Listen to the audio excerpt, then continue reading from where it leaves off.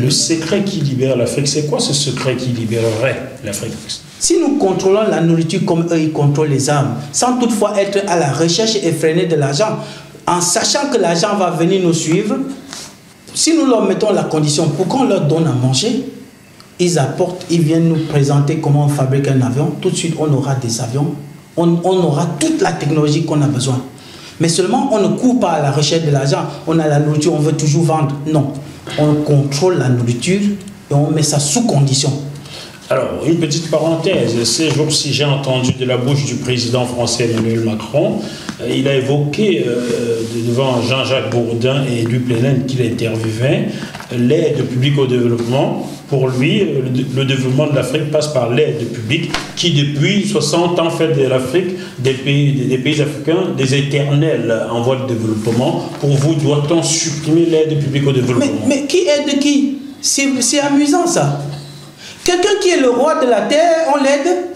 Non, vous ne comprenez pas. C'est parce que vous êtes tombé dans leur terminologie. Vous êtes tombé dans leur vision. Je dis... Je dois poser des questions, c'est pas forcément... Bien sûr. Qui aide qui? Comment une zone qui est bénite, qui a toutes les matières, qui a tout ce qu'il faut pour arrêter la marche de la terre, peut se voir être aidée? Pas du tout. C'est une hypocrisie alors. C'est nous. Même jusqu'au plan, je dis encore, je suis allé loin, j'ai sauté cette partie-là. Je dis, à tous les niveaux, nous n'avons pas besoin des conseils. Nous n'avons pas besoin des conseils de ceux qui sont maudits. C'est nous qui devons leur montrer comment vivre. Je ne sais pas comment je peux vous expliquer cela. Je dis, des gens que Dieu est venu, on a envoyé les prophètes et les prophètes sont partis, ils ont voulu tuer. Ce sont eux qui viennent vous apprendre. Vous que Dieu n'a pas encore envoyé quelqu'un pour vous changer.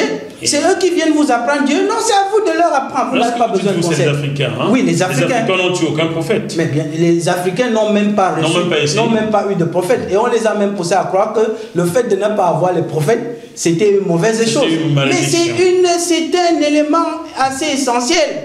On envoie les prophètes que dans les zones où les gens sont méchants et on veut les changer. Vous ne comprenez pas. Et donc, on devrait s'en réjouir. C'est à nous de montrer aux autres qu'est-ce qu'il faut faire. Ce ne sont pas les Africains qui sont maudits, ce sont les Occidentaux qui sont maudits. Mais bien sûr. Puisque c'est eux qu'on envoie des prophètes. Mais bien sûr, j'ai dit. Bien sûr, bien sûr. Bien sûr, c'est ce que je dis. Ça va faire jaser ça. Hein? J'ai dit que si on me donne l'Afrique, je la fais devenir riche en 3 ans. En 3 ans? Oui, en 3 ans. En faisant quoi? Très bien. Concrètement, le premier acte, le premier acte aujourd'hui, Sylvain Tiani, vous êtes président du Cameroun, d'un pays d'Afrique. De l'Afrique. D'un pays d'Afrique. Le premier acte que je fais, regardez, vous allez voir que ces choses-là, c'est trop facile. Le premier acte que je prends, je dis ça, je m'adresse comme ça au chef d'État africain.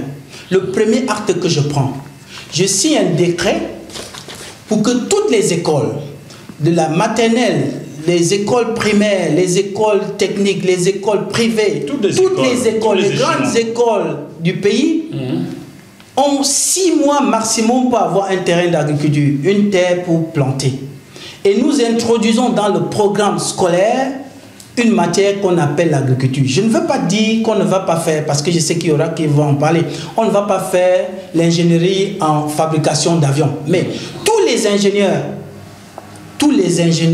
automobiles ou d'avions doivent d'abord avoir la matière d'agriculture comme matière de base au même titre que la matière de leur enseignement, de leur choix. Ça veut dire que si quelqu'un choisit d'être mathématicien, il doit avoir comme matière de base l'agriculture et les mathématiques. Celui qui choisit d'être électrotechnicien doit avoir électrotechnique au et agriculture. Au point même que l'agriculture est des notes éliminatoires. C'est-à-dire, si vous ne passez pas en agriculture, vous ne pourriez pas faire votre électronique.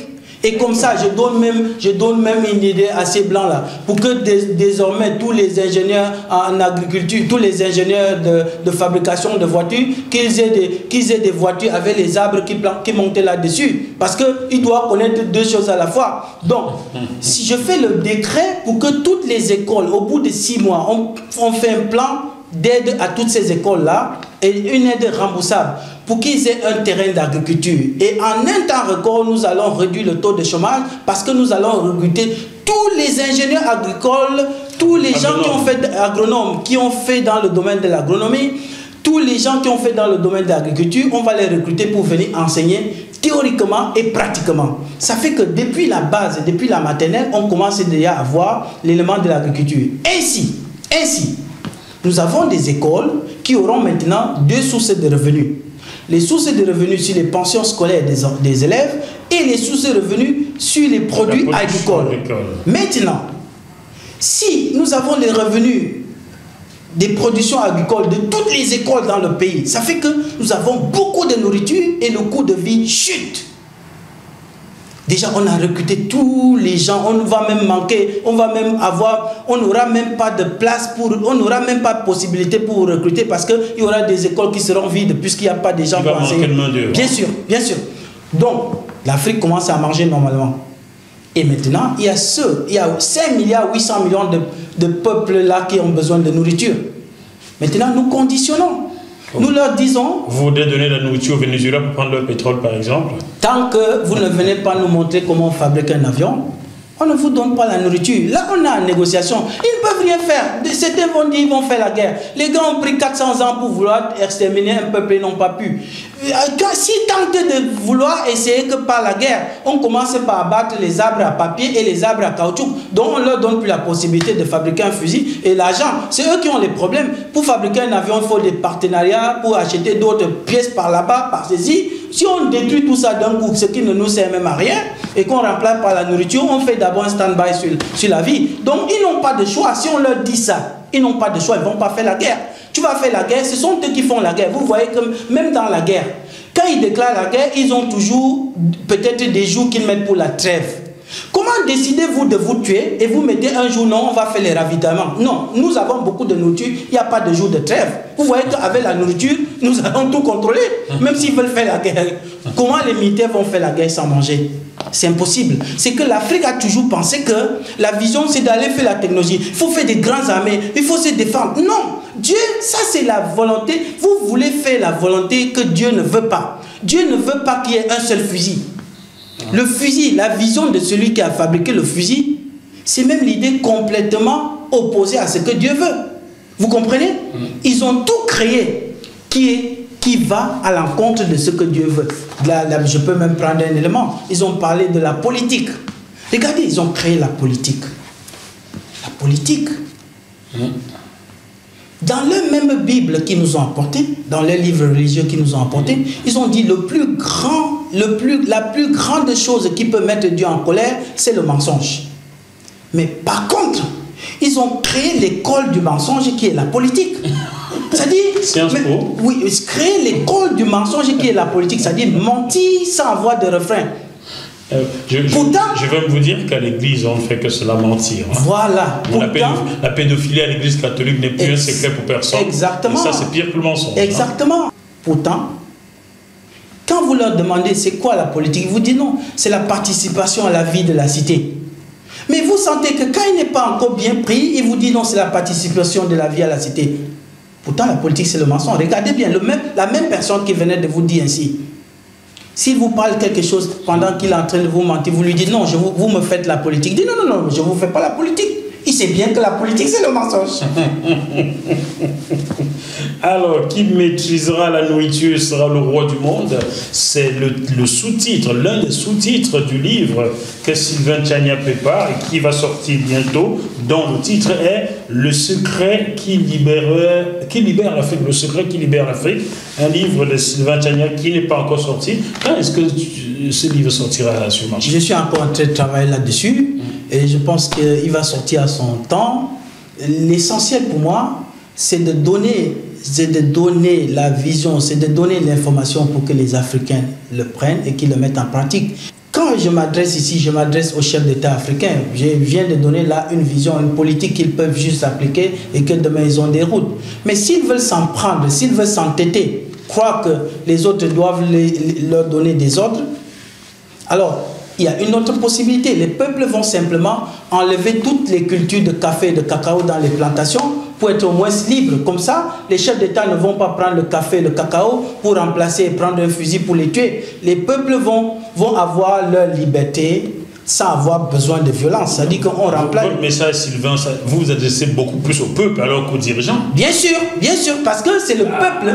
C'est exactement ça. Quand on dit c'est le peuple qui a le pouvoir, il fallait seulement une chose qui permet de donner le pouvoir au peuple. Ce n'est pas la voie politique qui donne le pouvoir au peuple. Non, c'est cette voie-là. C'est-à-dire que la voie de la terre. Vous pouvez même voir, vous pouvez même aller plus loin. Vous pouvez aller plus loin pour vous dire, le métier de l'agriculture et l'élevage, c'est le métier de Dieu. Pourquoi? Parce que quand Dieu a créé Adam et Ève, ses enfants, Caïn et Abel, Caïn était agriculteur et Abel était éleveur. Comment? Depuis la nuit des temps, ce n'est que ces deux métiers-là. Ah ben alors aujourd'hui, vous m'avez dit dans cet entretien qu'au Cameroun, des gens, des agriculteurs sont toujours en prison parce qu'ils ont osé déraciner une plante de café, le cacao, pour planter du macabo ou du plantain. Alors vous adressez au peuple maintenant. Ne craignez-vous pas que ceux-là soient jetés en prison s'ils osaient se lancer dans une agriculture qui profitait au Cameroun ou en Afrique? Non, quand tu es le roi, c'est toi qui commandes. Mais je dis, si tu enlèves tous les cafés et les cacao, tu les jettes, le temps qu'ils viennent pour te parler, il n'aura rien pour changer, pour avoir le fusil. Je dis que c'est toi le roi. Qu'est-ce qu'on a à débattre avec quelqu'un? Est-ce qu'il y a même un débat à faire là-dessus? Toi, tu as faim et tu plantes le café, tu vas faire une alchimie, vendre le café pour acheter la nourriture, au lieu d'aller plus facilement et te mettre la nourriture et avoir de l'argent que tu veux. Je plaisante souvent avec mes amis blancs, je leur pose cette question-ci. Savez-vous la différence qu'il y a entre un noir et un blanc en matière de café? Ils sont abasourdis, ils ne comprennent pas. Je leur dis, il y a une différence. La différence est que les uns le cultivent, les autres le consomment, et c'est généralement le consommateur qui fixe le prix, et le cultivateur doit l'accepter. Je vais même aller plus loin pour vous dire une chose. Le café, le cacao ne nous sert à rien. Le cacao, c'est une culture que les Blancs ont besoin parce qu'ils veulent ranimer leur peau. Parce que voilà un autre élément. Magnésium dans... Oui, bien sûr, parce que tous les Blancs veulent devenir noirs. Ça, vous ne voyez même pas. Vous ne voyez même pas. Regardez, tous les Blancs... Ben, c'est amusant. Ils veulent devenir noirs comme bien sûr. Marine Le Pen en France. Tous les Blancs veulent devenir noirs. Regardez. C'est logique, regardez. Tous les Blancs veulent devenir noirs. Par contre, une partie des Noirs veulent devenir Blancs. Par le système de maquillage, de crème. Oui, voilà. Par contre, tous les Blancs veulent devenir noirs. Ils prennent leurs enfants pour faire qu'ils deviennent noirs. Comment? Vous voyez que tous les Blancs vont se bronzer au soleil. Les Blancs vous ont dit que c'est le soleil qui change la peau. C'est parce qu'ils ont manqué le soleil en Europe qu'ils sont devenus Blancs. Alors, s'ils vont au soleil pour se bronzer, bronzer veut dire quoi? Tirer vers la couleur noire. Pourquoi une peau qui est si mauvaise? Tout le monde veut l'avoir. Ils mettent même leurs enfants là-dedans, puisqu'ils disent que c'est le climat qui change l'eau. Pourquoi ils partent se bronzer? Et comme ils sont maudits, quand ils se mettent au soleil, ils deviennent rouges, pas noirs. Sylvain Thiaye, d'où tenez-vous ces recherches? Depuis combien de temps les faites-vous et d'où les tenez-vous?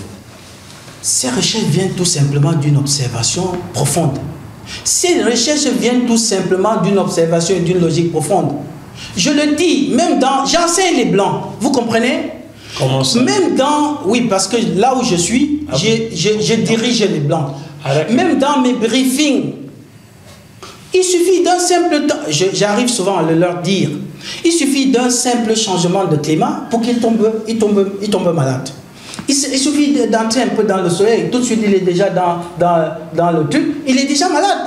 Mais pourtant nous on n'a pas ce problème. Une fois qu'on se blesse, regardez un peu, hein, comment vous pouvez penser que c'est vous qui avez des problèmes?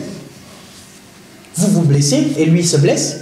Il faut fabriquer des tissus pour que ça se recolle et tout de suite c'est déjà recollé aussi rapidement que ça. Vous dites que non, c'est moi qui ai les problèmes. Non, votre problème c'est parce que les gars ont senti que vous êtes bénis.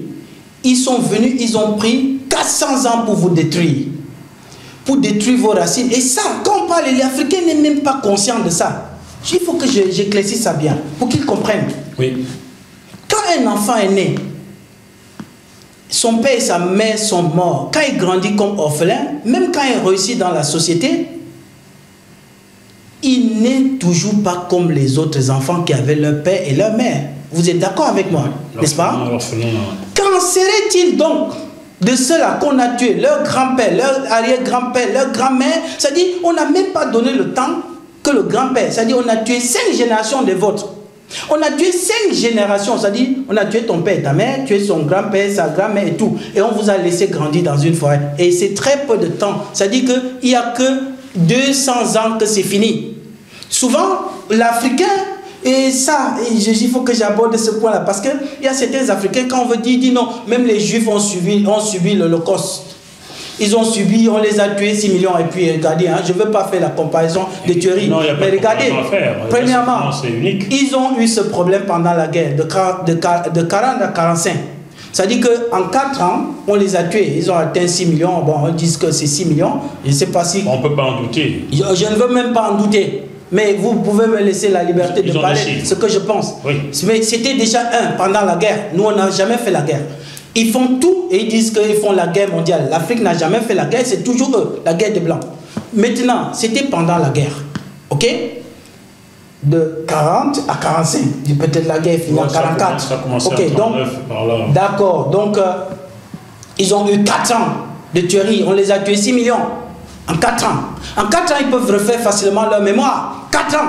Mais par contre, ajouter à 4 ans chez nous 400 ans, 2 zéros en plus. Qu'est-ce que vous pensez? Et maintenant, on les a tués 6 millions. Mais par contre, on nous a tués 400 millions. Vous comprenez? Les gens ont eu 6 millions au bout de 4 ans. Il est normal qu'ils se reprennent rapidement.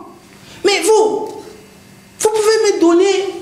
Vous pouvez me justifier et me qualifier quelqu'un qui passe son temps pendant 400 ans à tripatouiller, à tuer un peuple et tuer 400 millions de personnes sans avoir un peu de remords? Non, monsieur. Je dis, ce n'est que le démon qui peut avoir ce type d'instinct.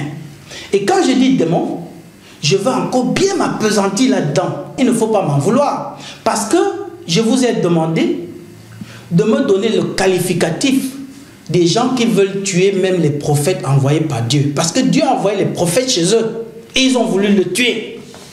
Alors, si tu veux tuer quelqu'un que Dieu a envoyé, on t'appelle comment? Il va falloir poser cette question à Monseigneur ou bien au Pape François, ou qui est le leader des musulmans dans le monde entier, comment on l'appelle? Le prophète Mohamed. Ah ben il est déjà mort, je parle de celui qui est vivant. C'est l'imam en Arabie Saoudite. Ah d'accord, il va falloir lui poser la question, comment on appelle ceux qui tuent les prophètes envoyés par Dieu?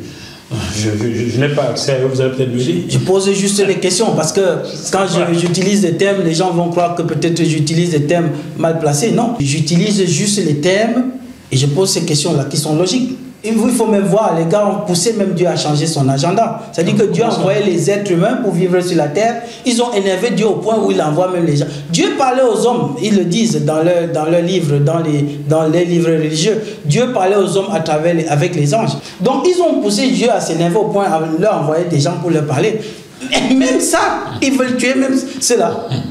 Vous voyez? Donc vous ne pouvez pas m'en vouloir quand je parle ainsi. En Arabie Saoudite, oui. Mahomet, qui était un prophète, oui, a été chassé de la Mecque pour la Médine. Il a dû fuir pour se réfugier à la Médine. À Médine, oui. Sinon, on l'aurait peut-être tué. On l'aurait tué, bien sûr. Il a fui. Jésus, il faut que je poursuive. Jésus a été malmené en Israël, il a fini par être crucifié. Il a fui, il est parti au ciel. Il a fui, bon. Je ne sais pas s'il a fui. Il est parti au ciel, oui. Il est monté au ciel. Oui, mais d'accord. Finalement, les deux prophètes. Le problème, c'est qu'il n'est pas là. Les deux prophètes de la religion chrétienne comme de la religion musulmane ont été limite pourchassés, zigouillés par les leurs.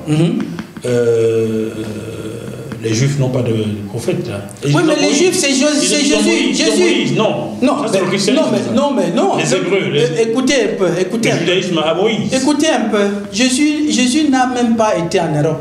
Parce que, regardez, il y a beaucoup de choses qui m'amusent souvent. Jésus, la papauté, c'est en Europe. Jésus, c'est un Israélien. Jésus est né en Israël. La papauté en Italie. Et en Italie. Je ne sais pas quel est le lien que ça fait. Pour que ça se retrouve en Europe. Saint-Pierre ici est trouvé le premier apôtre. Il s'est trouvé, mais le problème, c'est que là où Jésus est né, le Jourdain, tout ça, ça existe. On pouvait bien passer là.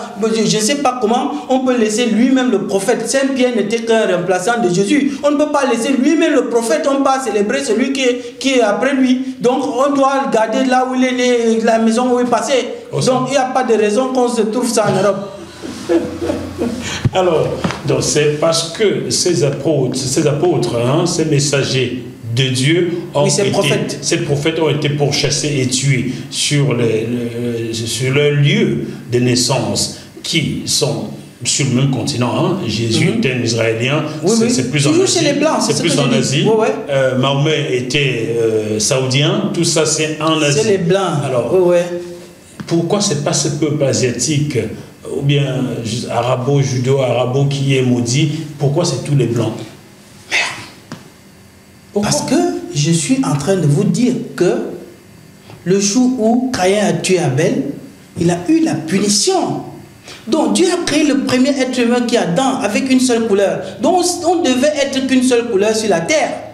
Alors quand Caïn a tué Abel, il a eu la malédiction. C'est-à-dire que la malédiction doit déjà changer la nature. Ce que Dieu a fait de manière naturelle, cette peau-là qui ne se blesse, qui se cicatrise à la seconde. Donc il a eu déjà la malédiction physique. Et ensuite, il a eu la malédiction sur le lieu où il est parti se réfugier. Et ce Dieu-là, c'était où?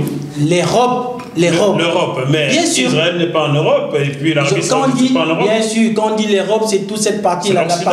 Oui, l'Occident, exactement. Est-ce que le Chinois en fait partie aussi? Tout le monde, tous ceux qui ont changé de peau, qui ne sont plus noirs, tous ceux qui ont changé d'origine, sont ceux qui ont subi. Maintenant, les spécifications et tout un tas de trucs. Les Chinois, les Coréens, les Européens, les Arabes sont le même peuple. Puisqu'ils ont tous le même instinct. C'est le même peuple. Bien sûr, ils ont le même instinct. Quel est cet instinct? L'instinct de fabriquer des armes pour tuer.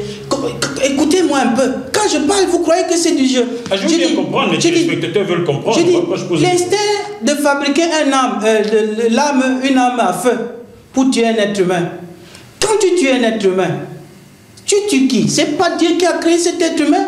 Vous ne voyez pas qu'ils sont très malins? Regardez, nous sommes tous le fruit. Ils essayent même de dire, nous sommes tous des êtres humains. Non, nous ne sommes plus tous des êtres humains. Nous étions tous des êtres humains, mais il y a ceux qui ne sont plus des êtres humains. Comme la même chose que Dieu a créé les anges, et il y a un qui s'est rebellé, il est devenu Satan. Donc on dit que le Satan n'est plus un ange. La même chose, ceux qui ne sont plus des nôtres ne sont plus des êtres humains. La preuve, c'est que leur instinct est complètement différent des nôtres. Ils créent des armes à feu pour tirer sur des êtres humains. Ces êtres humains sont créés par qui? Ils sont créés par Dieu. Nous sommes une descendance de la créature de Dieu. Nous ne sommes pas tous créés par Dieu. Nous sommes une descendance de la créature de Dieu. Et c'est ce qu'il passe tout le temps à vous confondre. Nous ne sommes pas tous des créatures de Dieu. Nous sommes tous les descendants de la créature de Dieu. Pourquoi? Le seul être humain qui a été créé, c'est Adam. Et de la côte, on a fait Ève. Ok? Nous sommes tous accouchés, pas créés. Nous ne sommes pas créés, nous sommes accouchés. Nous sommes tous les enfants d'Adam et Ève. Alors. Oui, nous sommes les enfants d'Adam et Ève. Dans le blanc qui est maudit et notre frère, nous les noirs. Bien sûr, bien sûr. C'est pour ça que je dis, que j'ai mentionné, que nous ne sommes pas là pour aller les combattre. Nous ne sommes pas là pour aller leur faire du mal. La preuve, c'est que l'esclavage a eu lieu. Comment? Ils sont restés dans leur coin, ils sont venus. Nous les avons reçus en hospitalité. Comment tu peux accueillir un de tes frères qui est perdu? Tu ne veux pas savoir s'il est maudit ou pas, mais c'est lui qui t'arrête encore pour aller te tuer. Ok? Écoutez, écoutez. C'est éternellement l'histoire de Caïn et Abel alors. Si, bien sûr. Écoutez, quand je vous dis que nous sommes bénis, nous, pour les Noirs. Hein? Oui, les Noirs, bien sûr. Quand je dis que l'Afrique est bénie et les Noirs sont bénis, vous avez tendance à penser que c'est un jeu. On essaie parfois de rapporter ça aux armes à feu. Si on tente, ils vont nous tuer et tout. Je vous dis, la France a eu la guerre en 14, 18, ensuite voilà, 39, 44. Voilà, qu'on appelle la guerre mondiale, c'est pas abus de langage, disons la guerre des Blancs. Oui, puisque l'Afrique n'a pas lutté. Regardez, la France a définitivement perdu son pays. Et Général de Gaulle a fui pour aller en Angleterre, n'est-ce pas? Il est d'abord venu en Afrique. Oui, d'accord. Il est allé en Afrique après. Ce sont les anciens Bamileke qui ont financé le départ de Gaulle du Cameroun pour l'Angleterre. Exactement, c'est ce que je vais arriver. Parce que quand on vous dit que nous sommes des enfants bénis de Dieu, c'est parce qu'on ne veut pas la violence. Parce que ce n'est pas ça la voix de Dieu. Vous avez l'impression que je joue. Regardez, ils ont fait la guerre. Ils ont perdu. Nous qui ne connaissions pas les fusils, ils sont venus nous chercher, on est parti leur libérer leur pays et on leur a donné. Mais regardez le remerciement que le démon il vous a fait. Il vous fait un embargo en vous imposant une monnaie et en vous mettant à l'esclavage, en vous tuant en plus. Voilà quelqu'un qui t'a aidé pour libérer ton pays. Le remerciement que tu lui fais, c'est de lui imposer la vie en le tuant. Comment tu peux qualifier celui-là? On se souvient bien de l'histoire de Tcharoe au Sénégal, oui, où les militaires tirailleurs sénégalais revendiquant seulement leur dû se sont trouvés abattus, tous, voilà. Tués. On se rappelle l'histoire du capitaine Charles Ntchoréré d'origine gabonaise qui a formé les tirailleurs sénégalais en Afrique de l'Ouest et qui sont venus libérer la France de la barbarie nazie. Aujourd'hui, Charles Ntchoréré, à qui j'ai consacré un documentaire, n'est pas reconnu en France, pas une seule rue à son nom, pas commémoré totalement. Ça rejoint un peu ce que vous dites. Oui, bien sûr, parce que quand vous voyez, ils vont manipuler et souvent ils poussent certains de nos frères à dire non, non, non, c'est parce que nous avons des gens qui vendent dans nos rangs, on a des traîtres parmi nous. Ça m'amuse souvent parce que c'est amusant, vous voyez. Et quand on vous dit non, c'est parce que les Noirs, il y a beaucoup de traîtres entre eux, les Blancs, les Noirs disent, les Blancs disent, ils ont écrit des livres pour dire que ce sont des Noirs qui ont vendu leurs frères. Et c'est amusant là parce que je dis, quand ils venaient, ils parlaient le français et l'anglais, par contre nous on parlait nos langues vernaculaires. Je veux bien savoir en quelle langue ils ont négocié pour qu'on leur vende des gens. J'ai entendu ce discours à Nantes, oui, où Yvan Chotard, je le cite, Yvan Chotard, ancien maire adjoint de Nantes, ancien avocat de Jean-Marc Ayrault, m'a dit dans une interview que vous retrouvez sur mon site, jmtvplus.com, qu'il y avait certains Noirs qui voulaient gagner de l'argent et des Blancs qui voulaient en gagner un peu plus sont allés. Et les Noirs ont vendu leurs frères des conneries. Non, ça, c'est son et moi, j'ai dit à M. Chotard ce jour-là, M. Chotard, est-ce que vous vous rendez compte que vous parlez là à un Noir? Je ne connais pas un seul Noir qui est jamais venu en Occident prospecter pour vendre un autre Noir. Mais je connais des Blancs qui sont allés en Afrique acheter les Noirs alors. Oui, mais non, c'est clair. Le problème, c'est que je dis, la communication, pour vendre, il faut communiquer, n'est-ce pas? Tu viens avec le français et moi, je parle le patois. OK? Ça veut dire la langue de chez nous. Nous avons communiqué comment pour que je te vende quelqu'un? Ça dit qu'il faut qu'on se pose une question. Toi, tu parles ta langue, je parle la mienne. Nous sommes là, nous sommes ici en Allemagne, n'est-ce pas? Comment nous communiquons? On n'arrive pas à communiquer, non? C'est difficile. Comment on peut même alors se vendre des gens? Et puis en plus, si on t'a vendu quelqu'un, pourquoi tu as acheté? Et puis en plus, et puis en plus. Et surtout, certains de ceux qui achetaient... Je m'excuse un peu. Et puis en plus, si tu venais vraiment pour acheter, pour négocier avec les gens, pourquoi tu viens avec le fusil? Pourquoi tu n'as même pas mentionné que dans ta barque, il y avait toute une maison de fusils? C'était avec quelle intention tu venais? Peux-tu négocier avec quelqu'un? Lui, il a le couteau, toi, tu as le fusil, vous dites que vous avez négocié. Qu'est-ce que vous avez négocié? Le secret qui libère l'Afrique. Oui, l'Afrique peut se libérer et gérer le monde en un seul jour sans recours aux armes de guerre ou de violence. Si au commencement Dieu créa l'homme avec une seule couleur, d'où vient-il d'autres couleurs? Est-ce à dire que l'homme noir est béni et l'homme blanc maudit? Voilà le titre et les sous-titres du livre que Sylvain Tchania mettra bientôt sur le marché, dans lequel il conseille l'homme noir ou l'homme africain en général à se lancer dans l'agriculture et abandonner le chemin des arbres. Y a-t-il une question que vous aurez aimé que je vous pose et que j'ai oublié, Sylvain? Non, non, on a quand même tout épluché. La seule chose que je peux dire à la fin, c'est de pousser les frères à parler avec... Quand tu es le roi, je suis venu en Allemagne pour faire cette interview, pour dire, j'ai 2 jours en Allemagne, je suis venu en Allemagne pour dire aux frères noirs que quand tu sais que tu es le roi, quand tu parles et tu n'as pas besoin qu'on te dise ce que tu vas faire. C'est à toi de lui apprendre ce qu'il doit faire.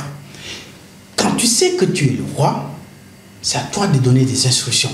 C'est pour ça que je peux passer partout et je parle, parce que je sais que j'ai ce qui... C'est pour ça que j'ai donné un avertissement au blanc. Je sais que s'il me dérange, on coupe tous les arbres à papier et le caoutchouc. Il n'y a plus l'argent sur la terre. On verra qu'il y aura les problèmes. Chers téléspectateurs de JMTV+, j'espère que ces messages que nous sommes allés prendre en Allemagne pour vous est arrivé à bon port. Si cela vous a plu, dites-le aux autres. Si vous n'êtes pas content, dites-le nous, mais restons polis, car les insultes émanent du manque d'arguments. Il n'est pas nécessaire d'insulter lorsqu'on n'est pas d'accord, il faut argumenter. Même s'il y a des insultes, ça n'émane que du traumatisme que nous avons subi. On se retrouve sur le plateau de JMTV+ dans quelques jours. D'ici là, malgré la situation, comme je vous dis toujours, gardez la banane. À très bientôt. Merci encore, Sylvain. Ouais, merci beaucoup, frère. À bientôt. Et je suis très content d'être venu. Ben, moi aussi. J'ai appris des choses.